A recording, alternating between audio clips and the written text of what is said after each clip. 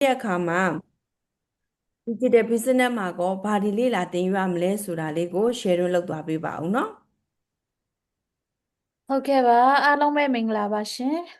အာဒီနေ့အားလုံးညီမတွေတွေ့ရတာကိုဝမ်းသာပါတယ်လို့ရှိဦးစွာပြောချင်တယ်ဆိုတော့ကျမရဲ့နာမည်ကတော့စန္ဒာဦးဖြစ်ပါတယ် USA နိုင်ငံ North Carolina State မှာကျမတို့မိသားစုအတူတကွနေထိုင်ပြီးတော့မှဒီ digital business လုပ်ငန်းကိုလုပ်ကိုင်နေသူ mentor တူဖြစ်ပါတယ်လို့ဆိုတော့ဒီညမိခွင့်လေးကတော့အရန်ကိုကောင်းတဲ့မိခွင့်လေးဖြစ်ပါတယ်အာမေးလေးမေးတဲ့အရာတစ်ခုပေါ့နော်ဆိုတော့ဒီအကြောင်းအရာကိုပေါ့နော်ပြောမယ်ဆိုလို့ရှိရင်တော့ခုနအမခေါင်းစဉ်ပြောထားတဲ့အတိုင်းပဲဒီနေ့ခေတ်မှာစီးပွားရေးလုပ်ရင်ဘာကြောင့်တင်ယူလဲလာဖို့လိုအပ်တာလဲစီးပွားရေးကကျမတို့အရင်ကတည်းကနေကျွမ်းကျင်တဲ့လုပ်ငန်းတစ်ခုမဟုတ်ဘူးကျမတို့တည်ထားတဲ့အရာလည်းမဟုတ်ဘူးတချို့သောသူတွေကတော့နည်းပညာနဲ့ပတ်သက်ပြီးတော့မှအကြောင်းနေစီးပွားရေးအကြောင်းနေအမျိုးမျိုးတက်ကြလိုက်မယ်ပေါ့နော်ကျမတို့အာခေတ်ချင်းမှာနေတဲ့မိခင်တော်တော်များများကတော့စီးပွားရေးအကြောင်းတွေကိုတင်ယူလက်လာမှုတွေအားနည်းခဲ့တယ်အဲ့ခါကျတော့တင်ယူလက်လာဖို့ကိုအမြဲတမ်းပြောနေရတာဖြစ်တယ်ဆိုတော့ဒီနေ့မှာသားသမီးတွေကိုပြုစုစောင့်ရှောက်ရင်းနဲ့အိမ်မှာနေပြီးတော့မှတော်တော်များများမိခင်တွေဖခင်တွေတော်လကောက်အသက်ဒီလုပ်ငန်းမှာကတော့အသက်16နှစ်အထက်တွေပေါ့နော်ဒီလုပ်ငန်းကိုလုပ်လို့ရတယ်ဆိုတဲ့အခါမှာတော်တော်များများကဝင်ရောက်လဲလာကြတယ်လောက်ကန်ဖို့လဲသူတို့ဆုံးဖြတ်ချက်တွေအများကြီးချလာကြတဲ့အခါမှာဒီဟာကတည်ယူလဲလာမှုနဲ့မတော်ဘူးဆိုလို့ရှိရင်တော့ဒီလုပ်ငန်းမှာတင်းကိုနောက်နှင်းစေမှာဖြစ်တယ်ဆိုတော့ဒီနေ့ခေတ်မှာနိပညာတွေအမျိုးမျိုးတိုးတက်လာတဲ့အချိန်ဖြစ်တဲ့အခါမှာဒီကွန်ပျူတာစကိတွေကစဒီအထက်မှာ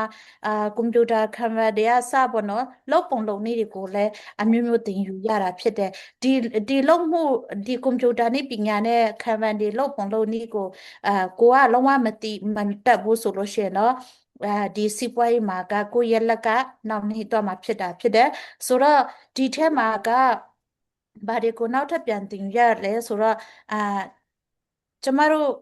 တယောက်အနေနဲ့ပြောကျမရဲ့စီးပွားရေးလုပ်သူတယောက်အနေနဲ့ပြောမယ်ဆိုလို့ရှင်เนาะ customer ကိုနားလည်ဖို့ရယ် marketing နဲ့ sales တွေကိုနားလည်ဖို့ရယ်ငွေကြေးကိုစီမံခန့်ခွဲဖို့ပေါ့နော်ပြောင်းလဲလာတဲ့နည်းပညာတွေကိုလိုက်ရောညီထွေစေဖို့ရယ်ပေါ့နော်ကိုယ့်လုပ်ငန်းမှာဘာကအလုပ်ဖြစ်ပြီးတော့မှဘာကမဖြစ်တာလဲဆိုတာသိဖို့အမြဲတမ်းလဲလာဖို့ကအရန်ကိုလိုအပ်တာဖြစ်တယ်ဒါကြောင့်မလို့စီးပွားရေးဆိုတာကအမြဲတမ်းဒီလိုတိုးတက်နေတဲ့အရာနဲ့မပြီးမြောက်ဘူးပြီးတော့မှအမြဲတမ်းကြရှုံးနေလို့လည်းမဖြစ်ဘူးစီးပွားရေးကအတက်အမြင့်အနှိမ့်အကျဆိုတာရှိတယ်ဒါကြောင့်အဲ့ထက်မှာကိုကအမြဲတမ်းတိုးတက်နေတဲ့လူဖြစ်ချင်တယ်ဆိုလို့ရှိရင်တော့ဒီနည်းပညာတွေကလုံးဝသင်ယူရမယ်လုံးဝတက်ရမှာဖြစ်တယ်ဆိုတော့စီးပွားရေးလုပ်ချင်သူတူဖြစ်ပြီးတော့မှနည်းပညာကိုသင်ယူလက်လာမှုအားနည်းသွားတယ်ဆိုလို့ရှိရင်တော့ကျမတို့ရဲ့စီးပွားရေးကနှောင့်နှေးစေတာဖြစ်တယ်အဲ့ဒါကြောင့်မလို့ဒီ digital business မှာကသင်ယူမှုနဲ့လက်လာမှုကိုအမြဲတမ်းဦးစားပေးတာဖြစ်တယ်။ဘာကြောင့်လက်လာနေရတာလဲလို့ပြောတဲ့အခါမှာသင်ကမလက်လာဘူးဆိုလို့ရှိရင်တော့ဒီစီးပွားရေးရဲ့နည်းပညာတွေတန်ဒီအထက်မှာဒီ digital business နဲ့ပတ်သက်တဲ့ update တွေသူတို့လုပ်တဲ့ဟာတွေကိုကျမတို့သင်ယူလက်လာမှုမရှိတဲ့ခါကျတော့အမြဲတမ်းနောက်ကျလက်ရှိတာဖြစ်တယ်။ဒါကြောင့်မလို့အမြဲတမ်းအပတ်စဉ်သင်ယူလက်လာမှုတွေmaster mind တွေရှိတာဖြစ်တဲ့အတွက်ကြောင့်မလို့ဒီ master mind တွေကိုတက်ရောက်ခြင်းအဖြစ်အပတ်စဉ်တက်ရောက်ခြင်းအဖြစ်သင်ရဲ့နည်းပညာတွေကအမြဲတမ်းတိုးတက်နေမှာဖြစ်တယ်ဒီလုပ်ငန်းမှာသင်အတွက်အခက်အခဲဆိုတာရှိမှာလည်းမဟုတ်ဘူးဒီလုပ်ငန်းမှာကျမတို့သင်ယူမှုအားနည်းလို့ရှိရင်တော့လုပ်ငန်းမှာအခက်အခဲတွေအများကြီးရှိတာဖြစ်တယ်ဒါကြောင့်မလို့သင်ယူပါလဲလာပါဒီလုပ်ငန်းနဲ့တိုးတက်အောင်ကြိုးစားပါဆိုတာကိုလည်းကျမတို့ဒီကနေဒီလဲလာမှုပိုင်းမှာပတ်သက်ပြီးတော့မှအနေငယ်ပြောပြချင်တယ်ကျေးဇူးတင်ပါတယ်ရှင်ဟုတ်ကဲ့ပါဟုတ်တယ်သင်ယူလေ့လာမှုဆိုတာကအမြဲတမ်းလိုအပ်တာဖြစ်တယ်ဒီနေ့ခေတ် business နဲ့အရင်ကခေတ် business နဲ့မတူတော့ဘူးမို့လောက်ခဲ့တဲ့လွန်ခဲ့သော3နှစ်ကသွားတဲ့ business ပုံစံနဲ့အခုခေတ်မှာသွားနေတဲ့ business ပုံစံနဲ့လည်းမတူတော့ဘူးဖြစ်တယ်ပေါ့နော်အဲ့တော့မနေ့ကသိထားတာတွေနဲ့ဒီနေ့မှာအမြဲတမ်းအောင်မြင်နိုင်မယ်လို့မဆိုလိုဘူးနေ့တိုင်းမှာအာ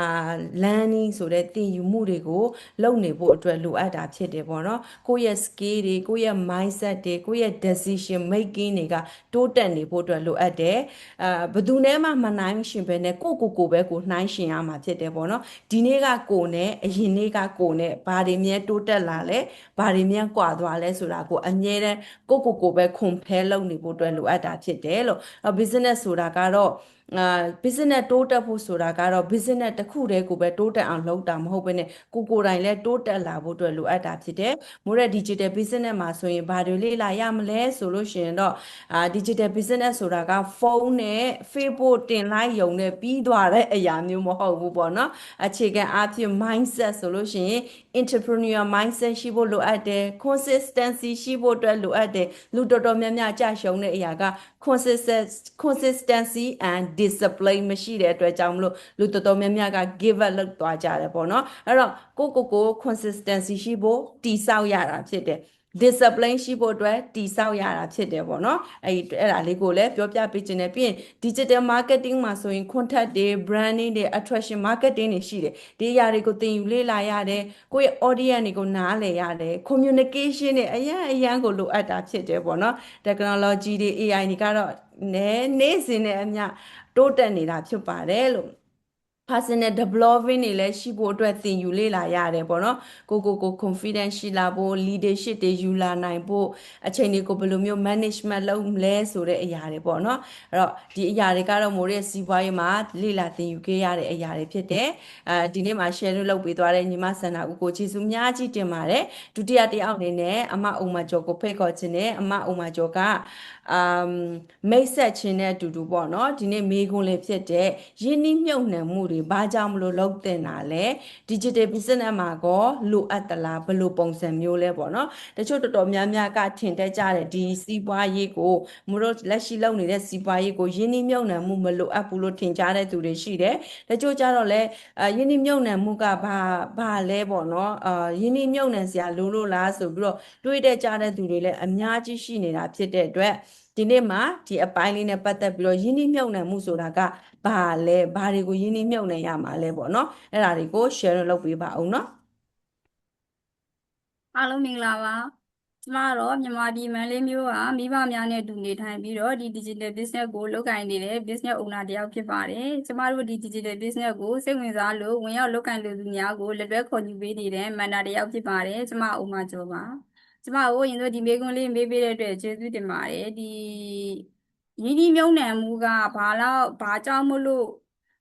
လုပ်တင်တာလဲဆိုတာထက်ရင်းနှီးမြှုပ်နှံမှုကလုပ်တင်တာထက်လုပ်ဖို့လိုအပ်ပါတယ်လို့ကျမအဖြစ်ပြောချင်ပါတယ်။ဘာလို့လဲဆိုတော့ကျမတို့အခု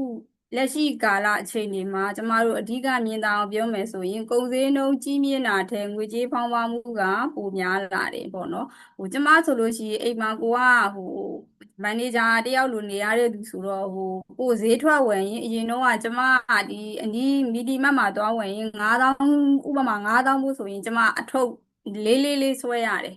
အခုပါတယ်လို့တောင်မထင်တော့ဘူးဒီလိုမျိုးပေါ့နော်ဒီပတ်စံအမောင်းကတော့ဒီအမောင်းပဲဒါပေမဲ့ရလာခဲ့တဲ့ကိုငွေချင်းနဲ့လဲရတဲ့ကိုပစ္စည်းကလက်ထဲမှာအရင်တော့လက်တစ်ဖက်ဆွဲရမယ်ဆိုရင်အခုလက်တစ်ဖက်ပဲဆွဲရလိုတဲ့အနေအထားမျိုးပေါ့နော်အဲ့တော့ဒီယင်းနှိမ့်မြုပ်မှန်မှုနဲ့ပတ်သက်မယ်ဆိုလို့ရှိရင် saving အကြောင်းလေးလည်းထည့်ပြောပေးခြင်းနဲ့ပေါ့နော် save money saving အတွက်လိုအပ်လားဆို saving ကလည်းလိုအပ်ပါတယ်ဘာလို့လဲဆိုတော့ကျမတို့ဘဏ်မှာငွေစုထားမယ်ဒါကတော့တစ်နေ့တစ်ခါတွေးရတယ်ပေါ့နော်ဒါပေမဲ့ဒီအတိုးကလည်းကျမတို့အခုတိုးတက်လာတဲ့ကျမတို့ကုန်စည်နှုန်းနဲ့ဒီ inflation မှာကြတော့တိတ်ပြီးတော့ cover မဖြစ်ချင်ဘူး saving ဒီလုံးဝမလိုအပ်တယ်မရှိရဘူးမဟုတ်ဘူးကိုယ့်ရဲ့ emergency case တွေအတွက်ကိုသူ့ကိုထုတ်ယူသုံးပဲဘူး saving လည်းလိုပါတယ်ဒါပေမဲ့ယင်းနှိမ့်မြုပ်နှံမှုမှာကြတော့သူကဘာလို့လိုအပ်တာလဲလုံးတင်တယ်လဲဆိုလို့ရှိရင်ကျမတို့ဒီယင်းနှိမ့်မြုပ်နှံမှုကဟိုငွေကိုဒီတိုင်းထားလို့ရှိရင်ငွေရဲ့တန်ဖိုးကသူကတိုးမလာဘူးပေါ့နော်ငွေအိတ်နေတဲ့သဘောပေါ့နော်အဲ့ကိုနိုင်တဲ့အမောင့်တစ်ခုနဲ့ကိုကဒီလိုယင်းနှိမ့်မြုပ်နှံမှုတစ်ခုကိုလှုပ်လိုက်တယ်ဆိုတော့မှသူကငွေရဲ့တန်ဖိုးတိုးတက်လာတယ်ပြီးတော့ကိုယ့်ရဲ့ဒီ inflation ကိုဒီခုလိုဖောင်းပွားလာတဲ့ဒီ inflation ငွေကြေးဖောင်းပွားမှုကိုသူကကာဝါဖြစ်ဖို့သူကအခွင့်အလမ်းကသူ့ရှိရပဲရဖို့ကအများကြီးသေချာတယ်ပေါ့နော်ကျမတို့ခုနပြောသလို saving မှာထားတာတဲ့ငွေကို ငွေပေါ်မှာငွေရင်းထက်ပြီးတော့ကိုယ့်အတွက်အကျိုးမြတ်ရှိအောင်လုပ်ဖို့အတွက်ကျမတို့ကဒီရင်းနှီးမြှုပ်နှံမှုကိုလုပ်ရတယ်ပေါ့နော်ရင်းနှီးမြှုပ်နှံမှုကကျမတို့ရေရှည်မှာတို့ကငွေတန်ဖိုးတိုးလာစေဖို့အခွင့်အရေးပေးသောလမ်းကြောင်းတစ်ခုပေါ့နော်အဲ့လိုတော့ကျမပြောချင်တယ်အဲ့တော့ဒီ ခွင့်လန်းပေးနိုင်ပြီးတော့ဒီ inflation တဲ့ရင်းနှီးမြှုပ်နှံမှုရဲ့အကျိုးမြတ်ကပိုမြင့်လာမယ်ဆိုလို့ရှိရင်ခုနကျမတို့ပြောသလိုပေါ့နော်ကိုကဟိုချွေတာမသုံးနိုင်တဲ့လူဆိုတော့ကိုကပိုသုံးနိုင်ဖို့အခွင့်အရေးတွေကိုမှရှိလာတယ်ပေါ့နော်အဲ့တော့ကျမတို့ဒီ digital business မှာကျတော့ရင်းနှီးမြှုပ်နှံမှုလိုအပ်သလားဆိုရင်မှန်ပါတယ်ကျမတို့ကကိုယ်ပိုင်စီးပွားရေးလုံးမှာဖြစ်တဲ့အတွက်တကယ်ရင်းနှီးမြှုပ်နှံမှုလိုအပ်ပါတယ်ဒါပေမဲ့နည်းနည်းထူးခြားတာတစ်ခုကကျမတို့ရဲ့ဒီ digital business က one time investment ပဲလုပ်เสียလိုတယ်ပေါ့နော်ဒီကိုဘလို့ပုံစံမျိုးနဲ့ investment လုပ်ရလဲဆိုရင်ဒီမှာကတော့ဒါကပြောရရင်မယ်နော်အဲ့ဒါကတခြားကောင်းစဉ်တစ်ခုနဲ့ပြောရမှာဖြစ်တယ်ပေါ့နော်သူဝင်ရောက်လေးလာတဲ့အခါမှာကိုရဲ့ဒီသူရဲ့သတ်မှတ်ထားတဲ့ package တွေတိုင်းမှာကိုနိုင်တဲ့အင်အားနဲ့ကိုကရင်းနှီးမြှုပ်နှံရမှာဖြစ်ပါတယ်တခါဒီကြမှာကျမတခါလေးထည့်ပြောချင်တာကရင်းနှီးမြှုပ်နှံမှုဆိုလို့ငွေကြေးတစ်ခုလည်းမဟုတ်ပါဘူးအရေးဆုံးကိုလည်းရင်းနှီးမြှုပ်နှံရတယ်အချိန်ပေါ့နော်အဓိကငွေကြေးတဲ့အချိန်ကျမတို့လူအင်အားဆိုတာကကိုယ့်ရဲ့ဒီထဲမှာဝင်ရောက်လုပ်ကိုင်တဲ့ကိုယ့်ရဲ့အာယုံစူးစိုက်မှု focus အားပေါ့နော်ဒီမှာ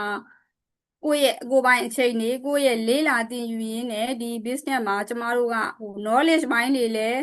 သင်ယူဖို့လိုအပ်တယ်လို့ဒါကလည်းကျမတို့ကယင်းဒီထဲမှာကိုယ်စိတ်ကိုမြုပ်နှံထားရတဲ့အတွက်ဒီ business ကိုလုပ်ကိုင်ရင်းနဲ့ကျမတို့တို့ပြောမလဲကျွဲကူးရင်ရေးပါတယ်လို့ပေါ့နော်ငွေကြေးကိုရှာဖွေသွားရင်းနဲ့ကျမတို့ကဒီ mindset ပိုင်းတို့ knowledge ပိုင်းတို့ technical ပိုင်းတို့ကလည်းဒီမှာကျမတို့ကယင်းနှီးမြှုပ်နှံရတဲ့အတွက်ဒါကျမတို့သင်ရတာအလွယ်ပြောမယ်ဆိုရင်ကျမတို့အပြင်မှာ computer powerpoint တို့ဘာတို့တက်မယ်ဆိုရင်ငွေကြေးပေးပြီးမှယင်းနှီးမြှုပ်နှံရင်ရတယ်လို့ဒီမှာကျတော့လေကျမတို့ကကိုယ့်အလုပ်ကိုကိုယ်တိုင်လိုရင်းနဲ့ငွေကြေးတွေမဟုတ်ဘူးကိုယ့်ရဲ့ကိုယ်တိုင်ကိုယင်းနှီးမြှုပ်နှံရင်းနဲ့ဒီပညာတွေဒီ skill တွေကကိုယ့်တဲ့ဒါက profit လို့ပြောရမှာပေါ့နော်အဲ့ဒီမှာတော့ဒါ profit ကထွက်ပြီးသားအဲ့တော့ကျမတို့ကဒီ digital business ကခုနကျမပြောခဲ့လို့ပဲပေါ့နော်one time investment နဲ့ဒီ business ကိုလုပ်ကိုင်ရတဲ့ business ဖြစ်ပြီးတော့ဒီပြောချင်တာက investment လုပ်မယ်ဆိုရင်ဒီရင်းနှီးမြှုပ်နှံငွေကလိုအပ်တယ်ဘာလို့လဲဆိုတော့ရင်းနှီးမြှုပ်နှံမှုရှိမှအမြတ်ဆိုတာရှိမှဖြစ်ပါတယ်ဒီအမြတ်မှာကြတော့investment တစ်ခုနဲ့တစ်ခုမတူတာကတချို့ကအကြာကြီးနေမှ profit ရယ် loss ရယ်လို့เนาะ profit ကိုတွက်လို့ရတယ်အကျိုးအမြတ်ကိုတွက်လို့ရတယ်ကျမတို့ဒီ digital business မှာကသူကရင်းနှီးမြှုပ်နှံမှုတစ်ချိန်လုပ်ပြီးတာနဲ့ကိုယ့်ရဲ့စူးစမ်းမှုပေါ်မှာမူတည်ပြီးတော့အခွင့်အလမ်းတွေကလည်းအများကြီးရှိလာတာဖြစ်ပါတယ်အဲ့တော့ကျမတို့ရဲ့ဒီ digital business ကသင်ယူခြင်းကနေပြီးမှကျမတို့ဝင်ငွေရှာတဲ့ business လည်းဖြစ်တဲ့အတွက်ခုနလိုငွေကြေးတစ်ခုတည်းကိုလည်းကြည့်ရတာမဟုတ်ပါဘူးကိုယ့်ရဲ့သင်ယူနိုင်စက်နောက်တစ်ခုကကျမတို့အုံနောက်ပေါ့နော်ထီပင်ကြံစရတဲ့ creation ပိုင်းလည်းအလုပ်လုပ်ပေးရတယ်ပေါ့နော်ဒါကလည်းကိုယ့်အတွက်ကိုတိုးတက်မှုတစ်ခုပါအဲ့တော့ကျမတို့ရဲ့ဒီ digital business မှာလူရောငွေရော investment လုပ်လိုက်တာနဲ့ငွေကြေးပိုင်းဆိုင်ရာတွေမှာမကဘူးကိုယ့်ရဲ့ personal growth ရောကိုယ့်ရဲ့ဒီ creation အပိုင်းတွေအားလုံးလည်းတိုးတက်လာမှာဖြစ်တယ်လို့ကျမတို့အခု global digital business ဖြစ်တဲ့အတွက်နိုင်ငံအနှံ့နိုင်ငံတကာနဲ့ရင်ပေါင်တန်းပြီးတော့သူတို့လုံနိုင်တယ်လို့ကိုယ်လည်းတန်းတူလုံနိုင်လို့ရတဲ့ business ဖြစ်ပါတယ်ဒါကြောင့်မို့လို့ကျမတို့ရဲ့ digital business မှာကျမတို့ရင်းနှီးမြှုပ်နှံမှုလုပ်မယ်ဆိုလို့ရှိရင်လည်းကျမတို့ရဲ့ digital business ကိုလည်းထည့်သွင်းစဉ်းစားဖို့မမေ့သင့်တဲ့ business တစ်ခုဖြစ်ပါတယ်လို့ကျမကပြောပြပေးချင်ပါတယ်ရှင်ကျေးဇူးပါ Thank you ပါ sharing လုပ်ပေးသွားတယ်အမကျေးဇူးများကြီးတင်တယ်ဟုတ်တယ်ယင်းနှီးမြှုပ်နှံမှုတွေကမဖြစ်မနေကိုလိုအပ်တာဖြစ်တယ်ပေါ့နော်အရင်ဆုံးဆိုလို့ရှိရင် business တွေမှာဆိုလို့ရှိရင် invest ပြောလိုက်လို့ရှိရင် yeah invest in yourself ပေါ့နော်ကိုယ့်ရဲ့ knowledge ကိုယ့်ရဲ့ skill ကိုယ့်ရဲ့ tool အပြင် education တွေကိုယ့်ရဲ့ time တွေကိုယင်းနှီးမြှုပ်နှံဖို့အတွက်လိုအပ်တာဖြစ်တယ်ပေါ့နော်ဒါ business အတွက်အသုံးချရတဲ့ resources တွေဖြစ်တယ်ပြီးတဲ့အခါမှာ digital business မှာလည်းပဲလိုအပ်ပါတယ်။ဘာကြောင့်ယင်းနှိမ့်မြုပ်နှံမှုကအရေးကြီးတာလဲဆိုရင် digital business မှာလည်း knowledge investment အတွက်သင်ယူဖို့အတွက်လိုအပ်တယ်။ ထိုး investment အတွက်လုပ်ငန်းကိုထိရောက်တည်စေတဲ့ထိုးတွေလိုအပ်တယ်။ပြီးရင် marketing invest အတွက်ဆိုလို့ရှိရင်ကိုယ့်ရဲ့ message လူတွေစီကိုဘယ်လိုရောက်စေအောင်လုပ်မလဲဆိုတဲ့အရာမျိုးတွေပြီးရင် time investment ဆိုရင်တော့ကိုယ်တိုင်လေ့လာတယ်လေ့ကျင့်တယ်တိစောက်တာတွေပေါ့နော်personal growth မှာ investment ဆိုရင်တော့ကိုယ့်ရဲ့ mindset နဲ့ skill ကိုတိုးတက်ဖို့ဆိုပြီးတော့ဒီ investment တွေလိုအပ်တယ် ပြီးရင်တစ်ကြိမ်တစ်ခါပေးသွင်းရတဲ့သက်လုံးစာinvest one time ပေါ့နော်ဒါငွေကြေးနဲ့ပတ်သက်တဲ့ invest လဲအထူးလိုအပ်တယ်ဆိုတာလေးကို share လုပ်ပေးတယ်ကျေးဇူးတင်တဲ့မရေအခုနောက်ဆုံးတစ်ယောက်အနေနဲ့ပေါ့နော်အမရွှေစင်ဖြိုးကိုဖိတ်ခေါ်ချင်ပါတယ်ဒီနေ့မှာပေါ့နော်လူတော်တော်များများကစီးပွားရေးစိတ်ဝင်စားတယ်စီးပွားရေးကိုသဘောကျတယ်ဘယ်လိုမျိုးလေးလာရမလဲစီးပွားရေးကိုသိကျင်တယ်ဘာဖြစ်လို့တခါတည်းအကုန်မပြောတာလဲဒါမျိုးတွေတော်တော်များများကြားရတယ်ပေါ့နော်အဲ့တော့ကိုယ်တိုင်ဝင်ရောက်လေ့လာခိုင်းတာကဘာကြောင့်မလို့မို့တို့ကကိုယ်တိုင်ဝင်ရောက်လေ့လာခိုင်းတာလဲပေါ့နော်ဘာကြောင့်မလို့ webinar ကိုဝင်ကြည့်ခိုင်းတာလဲဘာကြောင့်နာမည်နဲ့ email နဲ့ကို register လုပ်ပြီးတော့ကြည့်ရမယ့် workshop တွေကိုဘာကြောင့်မလို့ကြည့်ခိုင်းတာလဲပေါ့နော်ပြီးလို့ရှိရင်ဒီစီးပွားရေးမှာဘာဖြစ်လို့အချိန်ပေးပြီးတော့လေ့လာရတာလဲဘာလို့တခါတည်းဓာတ်ရိုက်မပြောလိုက်တာလဲပေါ့နော်အဲ့တော့ digital business မှာကောဘာကြောင့်မလို့လေ့လာဖို့ကိုပြောတာလဲဘာကြောင့်ဝင်ကြည့်ပါ webinar ကြည့်ပါဆိုပြီးတော့ဘာကြောင့်မလို့ပြောတာလဲပေါ့နော်အဲ့ဒါလေးနဲ့ပတ်သက်ပြီးတော့ sharing လုပ်ပေးသွားပါအောင်နော်ဟုတ်ကဲ့အားလုံးပဲမင်္ဂလာပါရှင်ကျွန်မနာမည်ကတော့မအီရှူရှင်ဖြစ်ပါတယ်အခုလက်ရှိစင်ကာပူမှာအချိန်ကြီး full time လုပ်ရင်းနဲ့တစ်ဖက်တစ်လမ်းကလည်းဒီ digital business ကိုလုပ်ကိုင်နေတဲ့မန်တာတရားဖြစ်ပါတယ်ပေါ့နော်အခုလက်ရှိ digital business ကိုလုပ်ကိုင်နေတဲ့လူများစိတ်ပါဝင်စားလို့ဆိုလို့ရှိရင်မအီတို့လက်တွေပုတ်ဖို့အဆင်သင့်ပါပဲအခုမိထားတဲ့မိခွန်းလေးမှာကြတော့ကိုယ်တိုင်အသေးစိတ်ဝင်ရောက်လေ့လာခြင်းဆိုတာကပါတယ်အချိန်ပေးဖို့လိုအပ်လားဘာကြောင့်လဲနောက်တစ်ခုကျတော့ digital business မှာတော့ဘာကြောင့်အချိန်ပေးဖို့လိုအပ်လေ့လာဖို့အချိန်ပေးပြီးတော့လေ့လာဖို့လိုအပ်တယ်လို့ပြောတာလေဆိုတာကစီးပွားရေးတစ်ခုကိုကိုယ်တိုင်ဝင်ရောက်လေ့လာတော့မယ်ဆိုလို့ရှိရင်ကိုကဘယ်စီးပွားရေးမဆိုဖက်ခဲဝင်ကိုကလေ့လာတော့မယ်ဆိုလို့ဒီစီးပွားရေးအကြောင်းကိုအကလုံးနားလည်ရပါမယ်ဒီ digital business မှာမဟုတ်ပါဘူးဘယ်စီးပွားရေးမဆိုစပြီးတော့ကိုဝင်ရောက်လေ့လာလို့ဆိုလို့ရှိရင်ဒီစီးပွားရေးကိုနဲ့ကြိုက်လားမကြိုက်လားကိုနဲ့အဆက်လားမအဆက်လားစသည်ဖြစ်ပေါ့နော်ဘယ်စီးပွားရေးမဆိုလေ့လာရပါပဲအခက်အခဲဝင်ဒါကြောင့်လေ့လာဖို့ပြောပါတယ်ပေါ့နော်ဒါပေမဲ့ဒီစီးပွားရေးမှာကျတော့ကိုယ့်ရဲ့အချိန်အားလုံးကိုပေးရမလို့ပါဘူးကိုအားနေတဲ့အချိန်တစ်နာရီနှစ်နာရီလောက်ပေးရုံနဲ့ဒီစီးပွားရေးမှာစတင်လေပတ်ပြီးတော့အကြောင်းနားလဲလာမှာပေါ့နော်နောက်တော့ digital business ကဘာကြောင့် digital business မှာပေါ့ဘာကြောင့်လေ့လာဖို့ပြောတာလဲဆိုဒီ digital business မှာကသူ့နာမည်က digital online business ဖြစ်တဲ့အတွက် digital နဲ့ပတ်သက်ပြီးတော့လေ့လာသင်ယူကြရပါမယ်ခုခေတ်မှာအသက်ကြီးဖြစ်စေနေပြီဖြစ်စေအကလုံးကတော့ digital နဲ့ပတ်သက်ပြီးတော့ကျွမ်းဝင်ရင်းနှီးကြပါတယ်ပေါ့နော်ဒါပေမဲ့ထဲဝင်နားလဲတာတက်ကြွလာဆိုနားလဲထဲဝင်တော့နားလဲတက်ချင်တဲ့လူကနည်းပါပါတယ်နော်အဲ့ဒီတော့အိမ်နေမိခင်တယောက်ဖြစ်စေအလုပ်တစ်ဖက်နဲ့ဖြစ်စေဆိုလို့ရှိရင်ဒါကထဲဝင်နားလဲဖို့ဆိုတာမဖြစ်နိုင်ဘူးဒီစီးပွားရေးစလုပ်တော့မယ်ဆိုလို့ရှိရင်digital နဲ့ပတ်သက်ပြီးတော့အလဲကားတင်ယူရတဲ့အခွင့်အရေးဆိုတာကိုမှရှိလာပါတယ်ပြီးရင် digital စီးပွားရေးနဲ့ပတ်သက်လို့ဆိုလို့ရှိရင်မသိတာအစကကြီးအစအဆုံးထိတက်မြောက်ရမယ်တင်ယူရပါမယ်အခုတိုးတက်နေတဲ့ခေတ်ကြီးမှာလည်း digital နဲ့ပတ်သက်ပြီးတွားမယ်ဆိုလို့ရှိရင် update ဖြစ်နေတဲ့နည်းပညာတွေကိုလည်းကိုကလေ့လာသင်ယူရပါမယ်။ဒါကြောင့်ဒီစီးပွားရေးမှာလေ့လာသင်ယူရမယ်ဆိုတာထည့်ပြောထားတာဖြစ်ပါတယ်ပေါ့နော်။အဲ့ဒါကြောင့်လည်းဒီ digital စီးပွားရေးက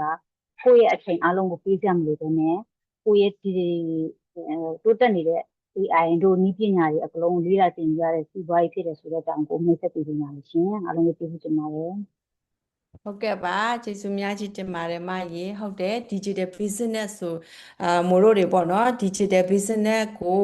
လေ့လာတယ်ဆိုရင်ဘာလဲဆိုရင်သိဖို့အတွက်လိုအပ်တယ်နားလည်ဖို့အတွက်လိုအပ်တယ်လက်တွေ့လုပ်ဖို့အတွက်လိုအပ်တယ်ပြီးရင်ရလက်ကိုပြန်ပြီးတော့ကြည့်ဖို့အတွက်လိုအပ်တယ်ပြီးတဲ့အခါမှာပြန်ပြီးတော့ပြင်ဆင်ခြင်းလှုပ်ဆောင်ခြင်းဆိုတဲ့ဒီ cycle ကိုမိုးတို့ကသွားနေရတာဖြစ်တယ်ပေါ့နော်အဲ့တော့ကိုယ်တိုင်ကကိုယ်တိုင်ဝင်ပြီးတော့အသေးစိတ်လေ့လာဖို့အတွက်လိုအပ်တာဖြစ်တယ်ပေါ့နော်အချိန်ပေးပြီးတော့လေ့လာဖို့လိုအပ်တာပေါ့ဘာဖြစ်လို့လဲဆိုတော့ business ကိုလေ့လာတယ်ဆိုတာကစာမေးပွဲဖြေဖို့လေ့လာတာမဟုတ်ဘူးကိုယ့်ရဲ့အနာဂတ်အတွက်လေ့လာတာဖြစ်ပါတယ်အဲ့တော့ဒီနေ့ကိုအချိန်အများကြီးမရရင်တောင်မှနေ့တိုင်းမှာနည်းနည်းစီလေ့လာနိုင်တယ်တနာရီရရင်တနာရီမိနစ်30ရရင်မိနစ်30ခလေးအိတ်နေတဲ့အချိန်မိနစ်20ရရင်မိနစ်20ပေါ့နော်အရေးကြီးတာကတော့ဗာလဲဆိုရင်ကိုယ့်ဘက်ကနေပြီးတော့ consistency ရှိလေ့လာဖို့အတွက်ပဲဖြစ်တယ်အဲ့တော့ digital business မှာဘာကြောင့်ဒီလောက်လေ့လာခိုင်းတာလဲဆိုရင်အကြောင်းရင်းကရိုးရိုးရှင်းရှင်းလေးပါ system ကိုရှိတာနဲ့ business မဖြစ်ဘူး system ကိုဘယ်လိုအသုံးချရမလဲဆိုတဲ့အရာကိုသိဖို့အတွက်လိုအပ်တာဖြစ်တယ်ပြီးရင်ထိုးရှိတာနဲ့ result မရဘူးထိုးတွေကိုဘယ်လိုအသုံးချရမလဲဆိုတဲ့အရာကိုသိဖို့အတွက်လိုအပ်တာဖြစ်တယ်အဲ့တော့ trainee တွေရှိတာနဲ့မို့လို့ skill မဖြစ်ဘူးလက်တွေ့လောက်ပြီးတော့မှပဲ skill တွေဖြစ်လာတာဖြစ်ပါတယ်လို့digital business မှာဆိုလို့ရှိရင်တော့ learn ဆိုတာကအရန်ကိုအရေးကြီးတာဖြစ်တယ်အဲ့တော့ကိုယ့်ရဲ့ဘဝကိုပြောင်းလဲခြင်းလဲဆိုရင်တော့ကိုယ့်ရဲ့ knowledge တွေကိုအရင်ပြောင်းဖို့အတွက်လိုအပ်တယ် knowledge ပြောင်းခြင်းရင်တော့ကိုယ့်ရဲ့အတွေးကိုပြောင်းဖို့အတွက်လိုအပ်တယ်အတွေးပြောင်းခြင်းရင်တော့action ပေါ့နော်လှုပ်ဆောင်မှုတွေပြောင်းဖို့အတွက်လိုအပ်တာဖြစ်တဲ့လောက်ဆောင်မှုတွေပြောင်းလာတယ်ဆိုလို့ရှိရင်တော့ result တွေပြောင်းလာနိုင်မှာဖြစ်ပါတယ်လို့အဲကြကြောင့်မလို့ result တွေပြောင်းဖို့အတွက်ကိုယ့်ဘက်ကအရင်ဆုံးစလုပ်ရတဲ့အရာကတော့လေ့လာခြင်းဖြစ်တယ်ပေါ့နော်လေ့လာခြင်းကိုအချိန်ပေးပြီးတော့လေ့လာပါအေးအေးဆေးဆေးတေးသေးချာချာလေးလေ့လာလို့ရတာဖြစ်တယ် free session တွေအများကြီးရှိတာဖြစ်ပါတယ်ဆိုတာလေးကိုဒီနေ့မှာ sharing လေးလုပ်ပေးချင်တာဖြစ်တယ်ဒီနေ့မှာလာပြီးတော့မို့တို့လာပြီးတော့ sharing လုပ်ပေးကြတယ်အမအုံမကျော်ညီမစန္ဒဦးအမအီရွှေစင်ကိုလည်းကျေးဇူးတင်တယ်အခုကြည့်နေကြမဲ့သူတွေနောက်ပြန်ကြည့်ကြမဲ့သူတွေပြန်ပြီးတော့ပြန်တွေ့ကြမဲ့သူတွေရောက်ချီစံကိုလည်းကျေးဇူးများချီတင်နေဆိုတဲ့အကြောင်းကိုပြောရင်းနဲ့ဒီနေ့ live talk ကိုဒီမှာပဲဆုံးသက်မှာဖြစ်ပါတယ် thank you ပါ god bless you all ပါ